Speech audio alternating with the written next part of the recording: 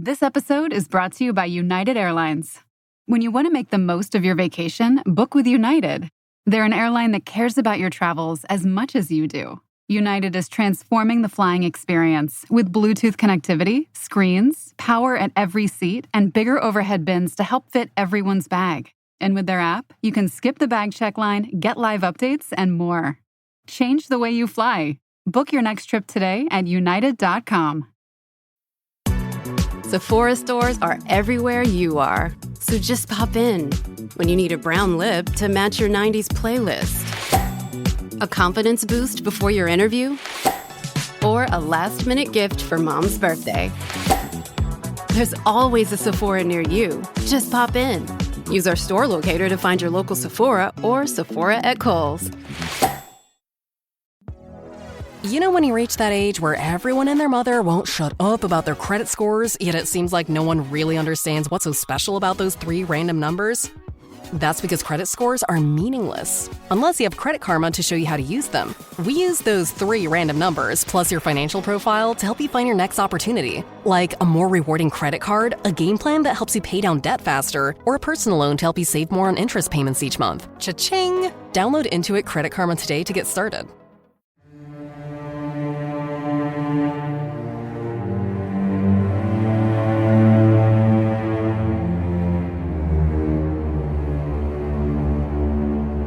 Hello, and welcome to Scare You to Sleep. I'm your host, Shelby Novak, and I'm here to read you a bedtime story. I have been so busy this month. As always, October is my busy month, and I wanted to tell you about a few shows I was recently a guest on. I think I've had almost one a week, all month, to mention. I've had a guest spot every week come out, and I still have more that I'm recording, and so just keep an eye out. I actually have had a few of you ask for a list of all the shows I've been a guest on, like the episodes, and I don't have that. I unfortunately don't keep track of that. I don't know why, and I'm not the most organized person in the world, but if anyone would like to make that list, I would be very grateful because so many people have asked. So if maybe you're listening back through and you happen to hear me announce, because I announce it on the show every time I'm a guest. If you happen to hear those announcements, maybe, I don't know, throw them in a Google Doc or something. I don't know. Of course, no one has to do this, but if anyone is so inclined to, then go for it. You have my blessing. So this week, I wanted to let you know that I am a part of the 13 Podcasts Halloween special mini-series, The Secret Game. And even though it's a mini-series, it's still on the 13 Podcast regular feed. I believe 3 parts of it are out now, so that's the 13 Podcast, The Secret Game. I was also so kindly asked by Xena to be on the Bloody Disgusting podcast. Very excited. First time I've been asked to be on there. I'm on episode 197 called Samuel L. Jackson's Speech. And if you listen, that random title will make way more sense. So that's the Bloody Disgusting podcast, episode 197, Samuel L. Jackson's Speech. So for this week's story, I love sharing old-timey stories during the Halloween season, and this one has everything. I know some of you aren't really into the older stories, but this one is so metal. It has romance, selling your soul to the devil, an old spooky castle in the middle of a forest, a handsome stranger, hell itself, and a very unexpected twist. This was written in 1821 by William Harrison Ainsworth when he was only 16 years old. This is The Spectre Bride.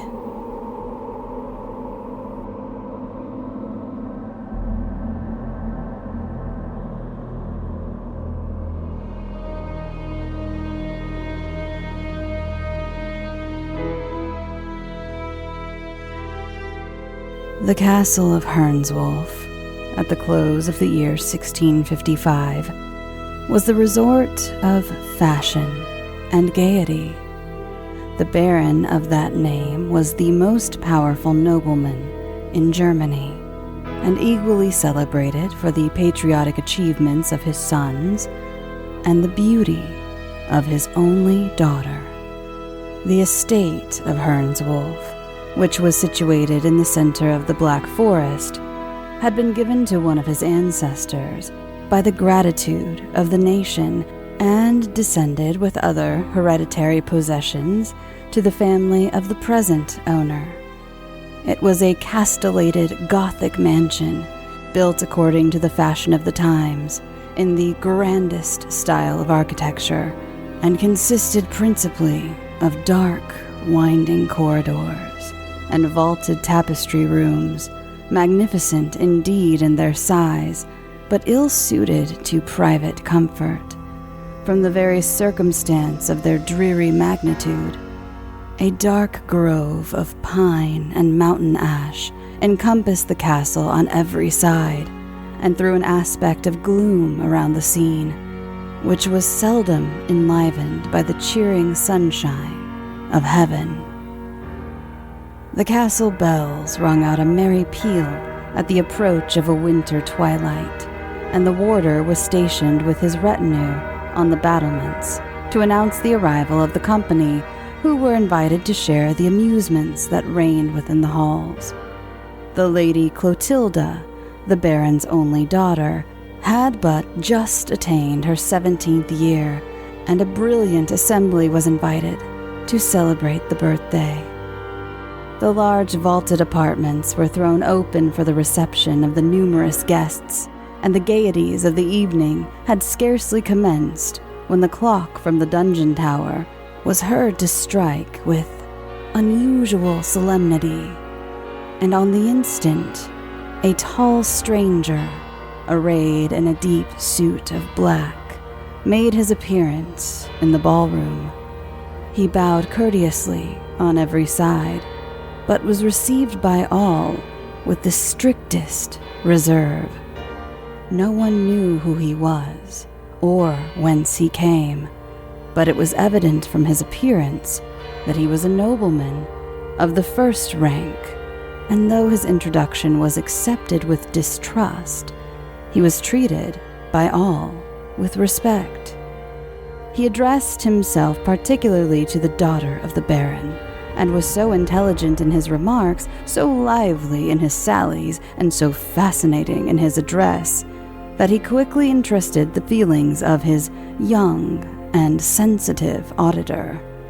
In fine, after some hesitation on the part of the host, who, with the rest of the company, was unable to approach the stranger with indifference, he was requested to remain a few days at the castle, an invitation which was cheerfully accepted. The dead of the night grew on, and when all had retired to rest, the dull, heavy bell was heard swinging to and fro in the gray tower, though there was scarcely a breath to move the forest trees. Many of the guests, when they met the next morning at the breakfast table, averred that there had been sounds as of the most heavenly music, while all persisted in affirming that they had heard awful noises proceeding, as it seemed, from the apartment which the stranger at that time occupied. He soon, however, made his appearance at the breakfast table, and when the circumstances of the preceding night were alluded to, a dark smile of unutterable meaning played round his saturnine features, and then relapsed into an expression of the deepest melancholy. He addressed his conversation principally to Clotilda, and when he talked of the different climes he had visited, of the sunny regions of Italy where the very air breathes the fragrance of flowers, and the summer breeze sighs over a land of sweets, when he spoke to her of those delicious countries where the smile of the day sinks into the softer beauty of the night, and the loveliness of heaven is never for an instant obscured, he drew tears of regret from the bosom of his fair auditor, and for the first time she regretted that she was yet at home. days rolled on, and every moment increased the fervor of the inexpressible sentiments with which the stranger had inspired her. He never discoursed of love, but he looked it in his language, in his manner, in the insinuating tones of his voice, and in the slumbering softness of his smile. And when he found that he had succeeded in inspiring her with favorable sentiments, a sneer of the most diabolical meaning spoke for an instant and died again on his dark-featured countenance.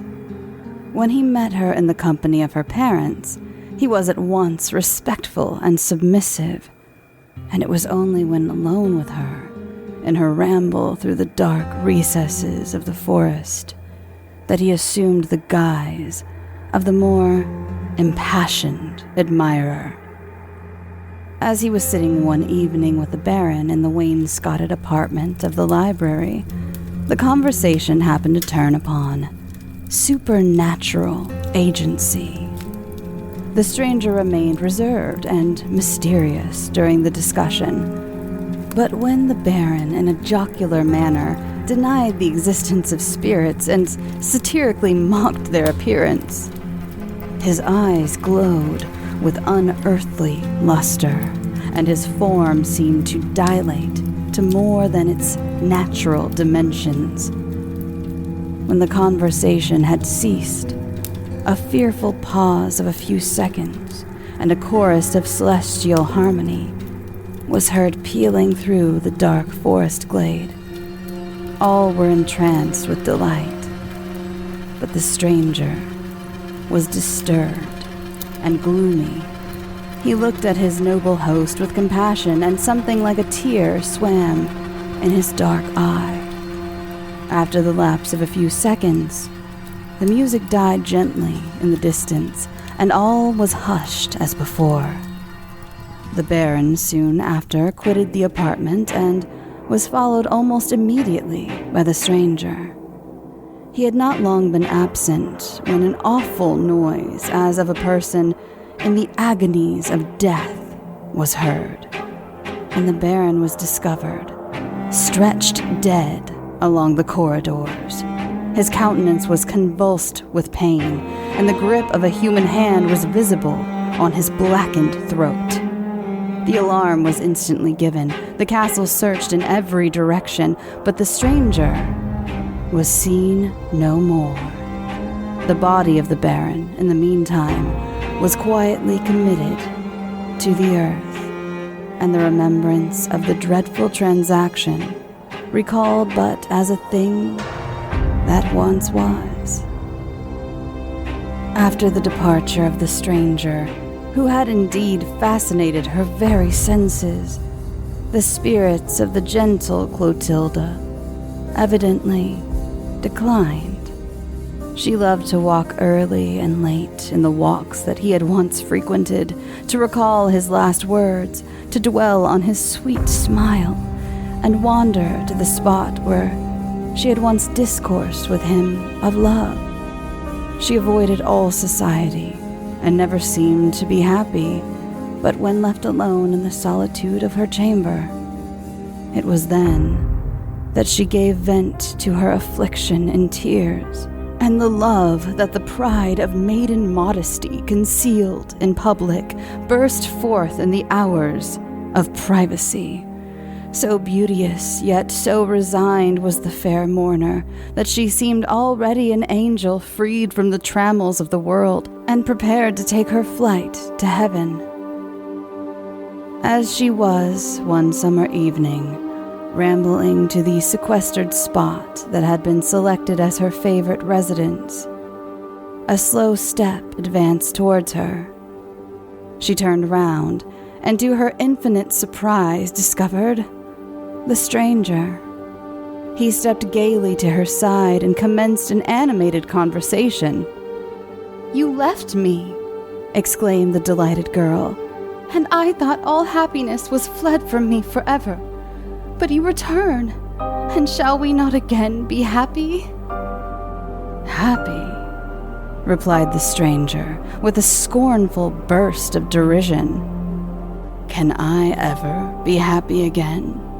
Can there but excuse the agitation, my love, and impute it to the pleasure I experience at our meeting? Oh, I have many things to tell you, aye, and many kind words to receive. Is it not so, sweet one? Come, tell me truly, have you been happy in my absence? No, I see that sunken eye in that pallid cheek. That poor wanderer has at least gained some slight interest in the heart of his beloved. I have roamed to other climes. I have seen other nations. I have met with other females, beautiful and accomplished, but I have met with but one angel, and she is here, before me. Accept this simple offering of my affection, dearest," continued the stranger, plucking a heath rose from its stem. "It is beautiful as the wild flowers that deck thy hair, and sweet as is the love I bear thee." "It is sweet indeed," replied Clotilda, "but its sweetness must wither ere night closes around. It is beautiful, but its beauty is short-lived, as the love evinced by man. Let not this then be the type of thy attachment. Bring me the delicate evergreen, the sweet flower that blossoms throughout the year, and I will say, as I wreathe it in my hair, the violets have bloomed and died, the roses have flourished and decayed, but the evergreen is still young, and so is the love of heart. You will not, cannot desert me. I live but in you. You are my hopes, my thoughts, my existence itself, and if I lose you, I lose my all. I was but a solitary wildflower in the wilderness of nature, until you transplanted me to a more genial soil. And can you now break the fond heart you first taught to glow with passion?"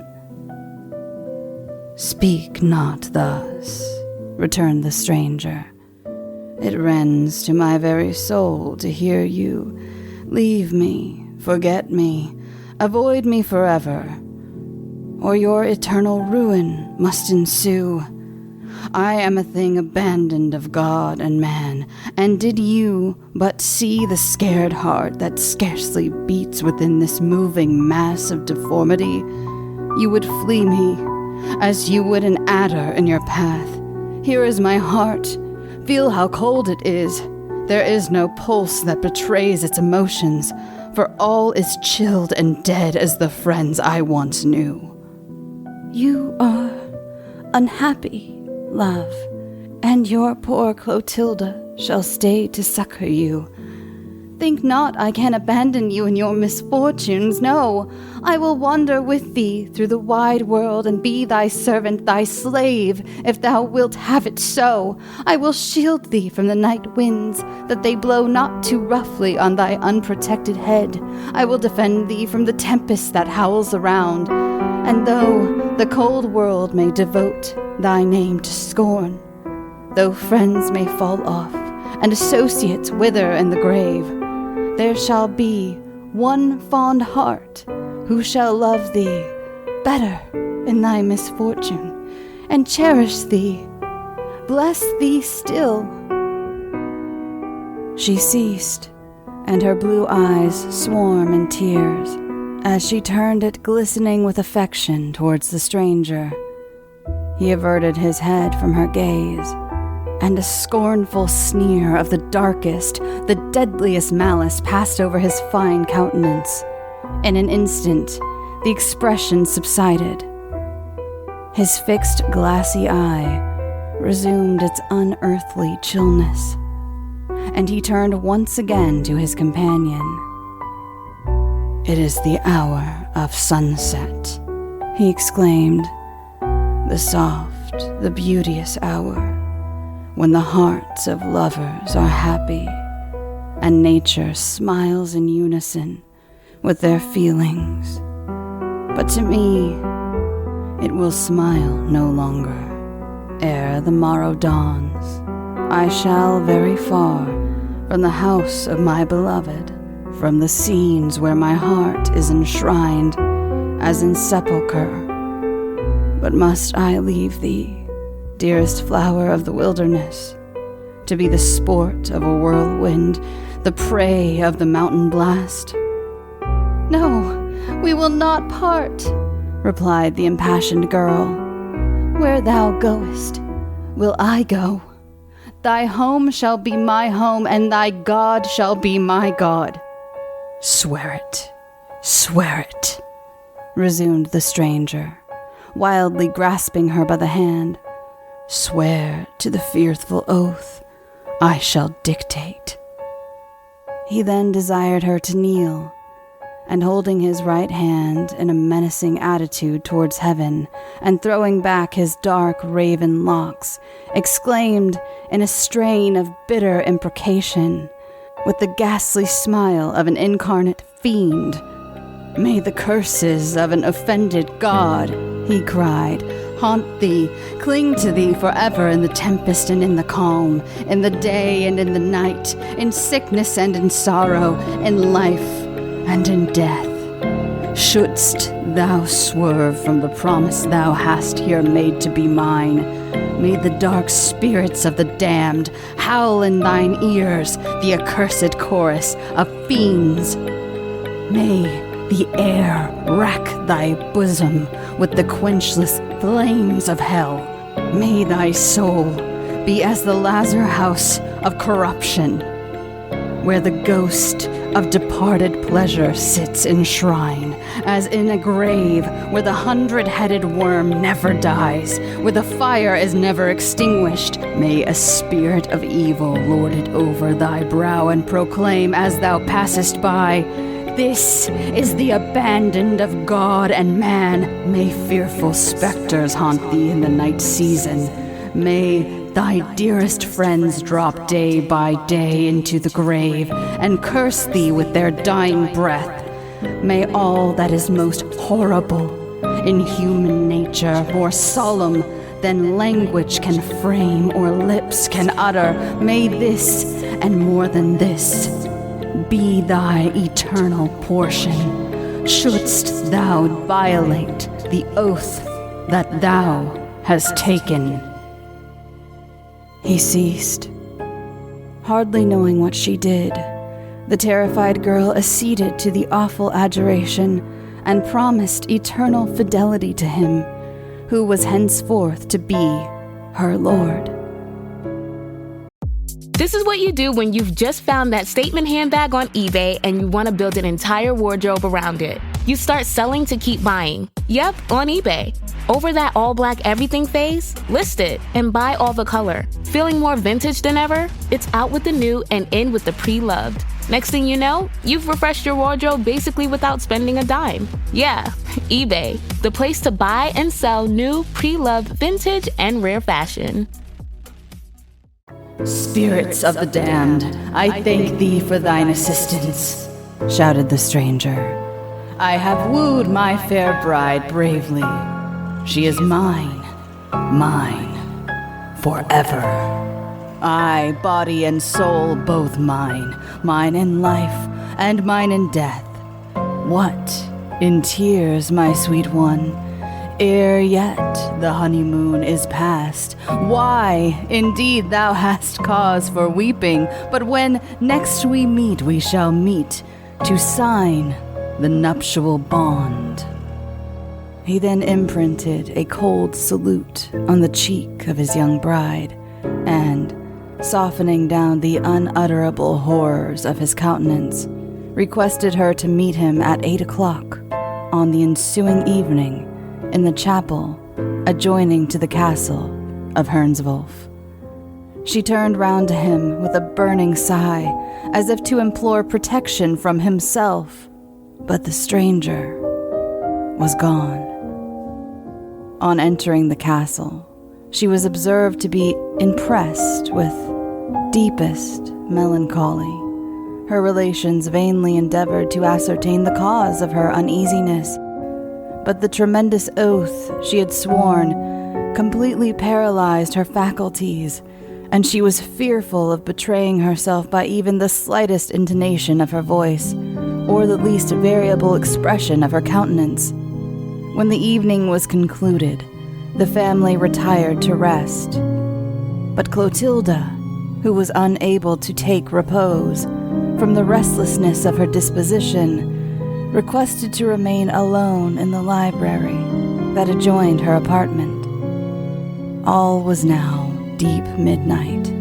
Every domestic had long since retired to rest, and the only sound that could be distinguished was the sullen howl of the ban-dog as he bayed. The waning moon, Clotilda, remained in the library in an attitude of deep meditation. The lamp that burnt on the table where she sat was dying away, and the lower end of the apartment was already more than half obscured. The clock from the northern angle of the castle tolled out the hour of 12, and the sound echoed dismally in the solemn stillness of the night. Sudden, the oaken door at the farther end of the room was gently lifted on its latch, and a bloodless figure, apparelled in the habiliments of the grave, advanced slowly up the apartment. No sound heralded its approach as it moved with noiseless steps to the table where the lady was stationed. She did not at first perceive it till she felt a death-cold hand fast grasped in her own, and heard a solemn voice whisper in her ear, "Clotilda." She looked up. A dark figure was standing beside her. She endeavored to scream, but her voice was unequal to the exertion. Her eye was fixed as if by magic on the form which slowly removed the garb that concealed its countenance and disclosed the livid eyes and skeletal shape of her father. It seemed to gaze on her with pity and regret, and mournfully exclaimed, "Clotilda, the dresses and the servants are ready. The church bell has tolled, and the priest is at the altar. But where is the affianced bride? There's room for her in the grave, and tomorrow she shall be with me." "Tomorrow?" faltered out the distracted girl. "The spirits of hell shall have registered it, and tomorrow must the bond be cancelled." The figure ceased, slowly retired, and was soon lost in the obscurity of distance. The evening arrived, and already as the hall clock struck 8, Clotilda was on her road to the chapel. It was a dark, gloomy night. Thick masses of dun clouds sailed across the firmament, and the roar of the winter wind echoed awfully through the forest trees. She reached the appointed place. A figure was in waiting for her. It advanced and discovered the features of the stranger. "Why, this is well, my bride," he exclaimed with a sneer, "and well will I repay thy fondness. Follow me." They proceeded together in silence through the winding avenues of the chapel until they reached the adjoining cemetery. Here they paused for an instant, and the stranger, in a softened tone, said, "But 1 hour more, and the struggle will be over. And yet this heart of incarnate malice can feel, when it devotes so young, so pure a spirit to the grave. But it must be." He proceeded as the memory of her past love rushed on her mind. "For the fiend whom I obey has so willed it. Poor girl, I am leading thee indeed to our nuptials, but the priest will be death. Thy parents, the moldering skeletons that rot in heaps around, and the witnesses to our union, the lazy worms that revel on the carious bones of the dead. Come, my young bride, the priest is impatient for his victim." As they proceeded, a dim blue light moved swiftly before them and displayed at the extremity of the churchyard the portals of a vault. It was open, and they entered it in silence.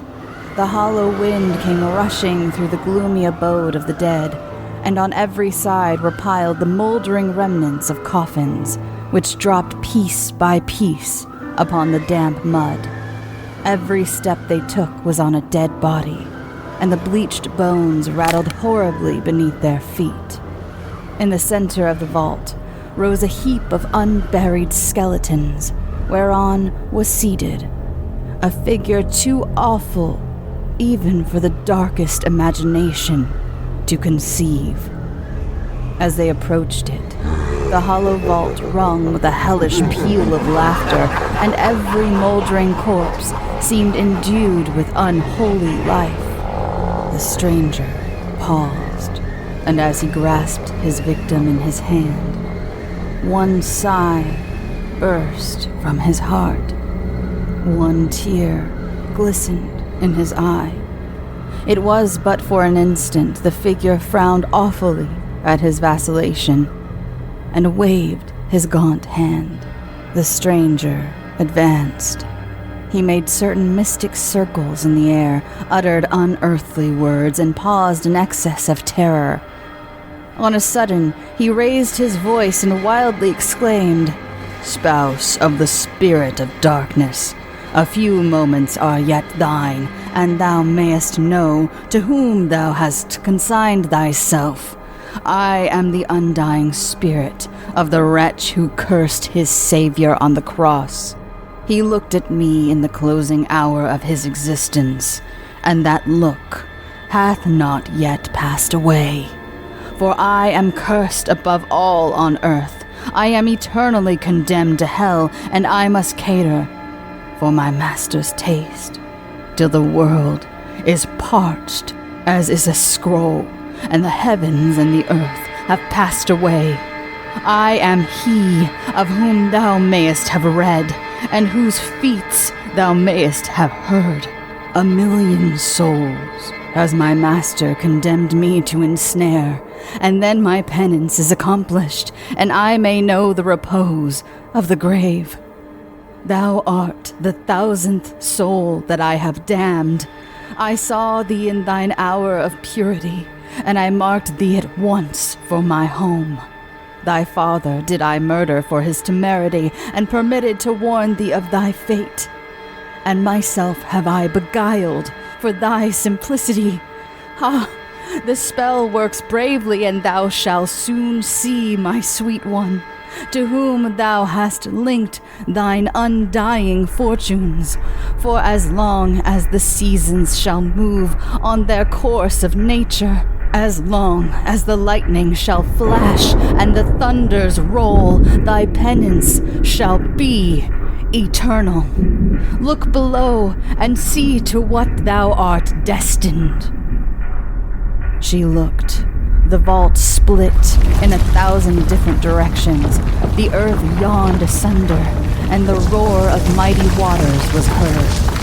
A living ocean of molten fire glowed in the abyss beneath her, and blending with the shrieks of the damned, the triumphant shouts of the fiends rendered horror more horrible than imagination. 10 millions of souls were writhing in the fiery flames, and as the boiling billows dashed them against the blackened rocks of adamant, they cursed with the blasphemies of despair, and each curse echoed in thunder, across the wave. The stranger rushed towards his victim. For an instant, he held her over the burning vista, looking fondly in her face, and wept as he were a child. This was but the impulse of a moment. Again, he grasped her in his arms, dashed her from him with fury, and as her last parting glance was cast in kindness on his face, shouted aloud, "Not mine is the crime, but the religion that thou professest. For is it not said that there is a fire of eternity prepared for the souls of the wicked? And hast not thou incurred its torments?" She, poor girl, heard not, heeded not the shouts of the blasphemer. Her delicate form bounded from rock to rock, over billow and over foam. As she fell, the ocean lashed itself as if it were in triumph to receive her soul. And as she sunk deep in the burning pit, 10,000 voices reverberated from the bottomless abyss. "Spirit of evil, here indeed is an eternity of torments prepared for thee. For here the worm never dies, and the fire is never quenched."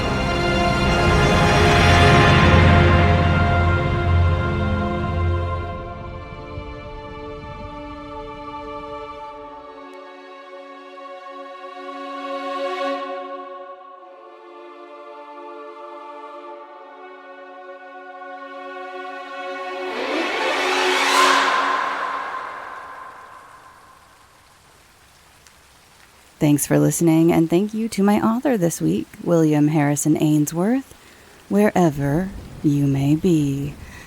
Did you catch that reveal there at the end during the mysterious man's evil speech? He was none other than Judas Iscariot, the man who betrayed Jesus Christ. I wanted to really make sure everyone knew that because sometimes in that old flowery language it's a little hard to pick up on. But I loved the concept of Judas becoming this hot, immortal being who walks the earth collecting souls as a penance for what he did. I actually wanted to make sure I asked a few friends of mine, thank you, Kara and Jeremy, if you're listening. I asked them to make sure that it was Judas because he does not say his name. And I was like, okay, I'm not very good at the Bible. I grew up kind of one of those go to church on Easter and Christmas type people, if that. And so I was like, this is either Judas or Pontius Pilate. I knew that much. And so they confirmed my initial suspicions were right. It is Judas. And I just think it's so cool that this 16-year-old in 1821, is that what I said? 1821, was writing like biblical fanfic about like Judas, like I said, being like cursed to be this, like the way he describes him with his pale skin, and he's this tall, mysterious stranger. At one point he throws his raven locks back. I think he's laughing or something. And he seduces this beautiful young woman who is like, her beauty is the pride of this castle and this baron, and kills her dad, makes her fall in love with him, and is like, hey, we can get married, but you have to sell your soul to the devil. And she's like, okay. I mean, it was a little bit of trickery there, to be sure, but what a wild story. And then hell opens up, very Drag Me to Hell by the end, where you're like, there's no way, like, God's going to intervene, someone's going to intervene. Nope. You just hear that her body bounces off the rocks down into hell, and evil wins. So what an amazing story. I really truly loved it. Again, I told you it was very metal, very metal. The imagery, I would love to see this, like, I would love to see a movie of this, honestly. Again, like an old-timey Drag Me to Hell.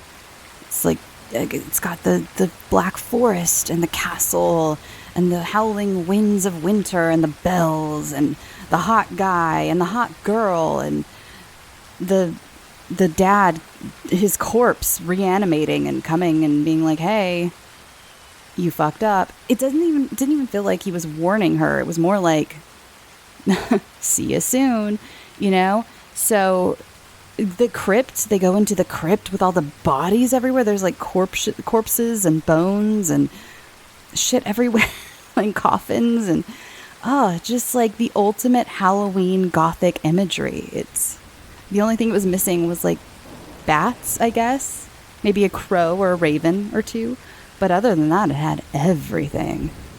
Okay, I'm done going on and on about this story. I just really, really loved it.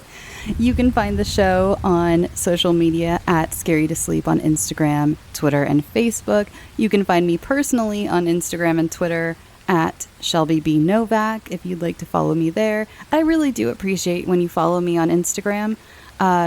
My network, and you know how the game works these days, it just looks good the more followers I have to get more like cool stuff I get to do.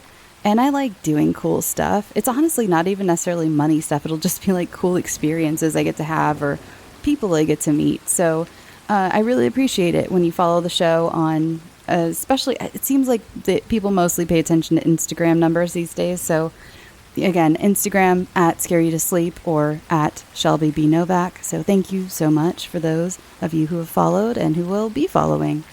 You can find ad-free episodes of this show as well as bonus episodes on patreon.com/scarytosleep.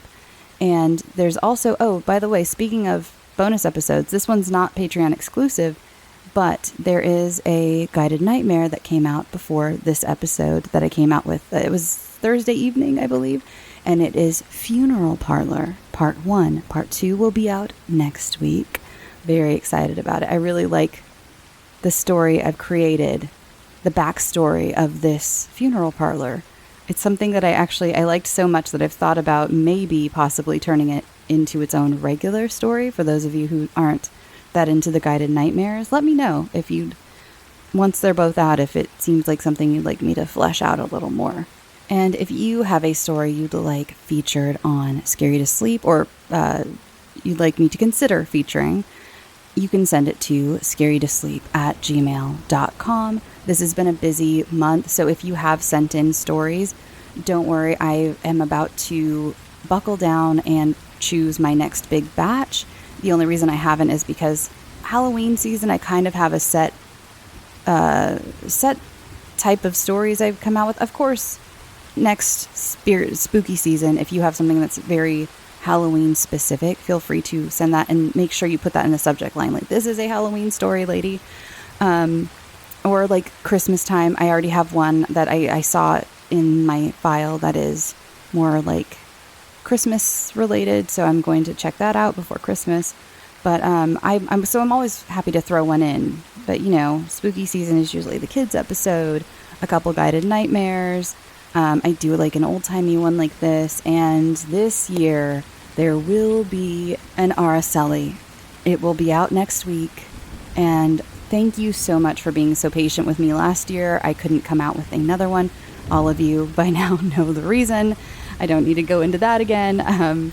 And I was actually so grateful that so many of you tagged me on social media, emailed me, texted me, left me voicemails, all the ways like that you can. I wouldn't be surprised if I checked my P.O. box and there was some snail mail that said, hey, please tell me you're doing an Araceli this year. And I am very excited about it. I was actually just, I have to read the other ones, you know, I want to keep the lore straight.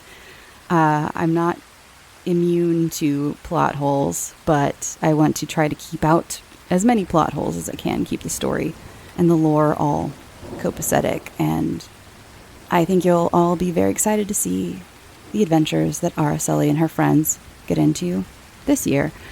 So, what else? I think I made all the announcements. I'm not going to ramble much because I don't know if you can hear it. My allergies have been really bad. I got a sinus infection last week. I don't get sick as much anymore, but my allergies have been really bad. Fall is a really bad allergy season for me. I know a lot of people it's spring. For me, it's always fall. Everything's dry and there's wind, and In fact, that's one reason this story is a day late, is because I was recording it. Halfway through it, my voice just went out. And again, not in a sick way. Those of you with really heavy allergies will understand. Sometimes your allergies can just like take your voice, because I'm like real croaky right now. Anyway, that's all to say. And I didn't apologize. Did you see? I just said, here's why it was late. I didn't apologize, even though I do feel bad a little bit. But anyway, I will ramble a little bit about baking because I had a saga.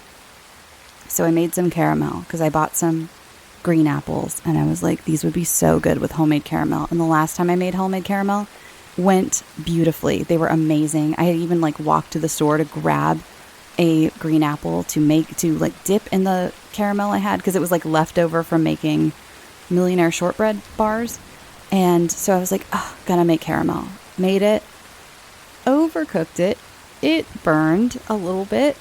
I know a lot of people love the taste of burnt caramel, but that night it was just, to me, so bitter. Like, so bitter. And I tweeted about it. I put it on Instagram. I was like, please help me save this burnt caramel. I didn't end up really using anybody. Well, I did use some people's advice, but I had already done it. I put some in my coffee the next day. I made an iced latte, and that was very good. And I got some advice, but I admit, I'm sorry, I didn't use anybody's. Not for any reason other than I thought of my own thing. And I was like, I have these green apples that I was going to dip into this caramel that is too bitter. And so what I did is I made apple cream cheesecake bars. It's a base of like a pretty simple, like a shortbread kind of a crust, then a cheesecake crust or cheesecake layer. But I took out half the sugar for the cheesecake layer and replaced it with some of my burnt caramel. So then I did the apple portion, you dice up green apples, mix it with spices, same you would as like a pie. Put that on top. Then it's got a strudel topping, an oat strudel topping. Love it. And after you bake it, you add more caramel to the top. So I added some of my burnt caramel. That was delicious. The burnt caramel, I can see, it's grown on me actually. And now I understand why people, like, I was searching for burnt caramel solutions and I kept finding, like, you can buy jars of burnt caramel because people love the taste. And I get it now. It's grown on me. It's like I changed my taste buds with this mistake. And I'm very happy about it. It feels like a very adult flavor because it's very intense. Again, it's way more bitter. But mixing it with the cream cheese, for one, it gave the cheesecake layer a really pretty like color of kind of I don't know what color goldish color. And it was so divine with that dessert. I've gotten to where I don't like really super sweet desserts. I can't do them anymore. And so the burnt caramel like kind of took that dessert down a notch. And it added this fascinating layer to it. So anybody... feel free to ask if you want to use the recipe I use. I kind of took a recipe. I took a couple recipes I found online and then bastardized them to make them my own. And I halved the recipes because it's only me. So I made like a smaller batch. And like I said, I replaced some of the sugar. And so I did kind of my own thing for some of it. But so let me know if you'd like those recipes plus the notes I used because it was fantastic.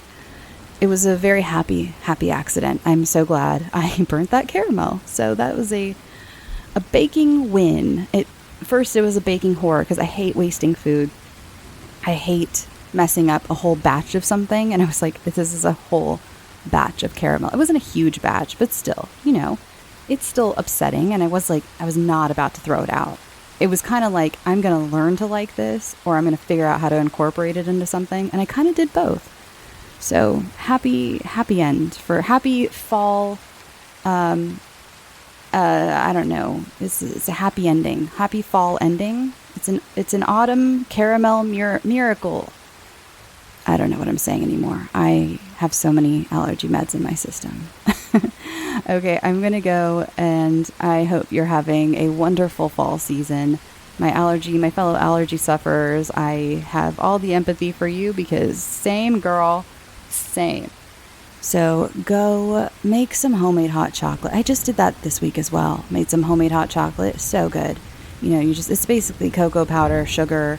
I add some semi-sweet chocolate chips to it as well, and some cinnamon, pinch of salt, a little bit of vanilla extract. Bada bing, bada boom. You've got the best hot chocolate you've ever had. I do recommend using whole milk if you can. For people who don't drink cow's milk, then, use whatever milk you'd like. I'm sure there are many that would be fantastic, but I do half whole milk. Well, 3/4 whole milk, 3 1/4 heavy cream, it's very decadent. It's very decadent, but so good. I can only have half a cup of it because it's very thick, very decadent. But anyway, okay, I'm going to go because I'm about to sneeze 500 times. Go get some sleep. Sweet dreams.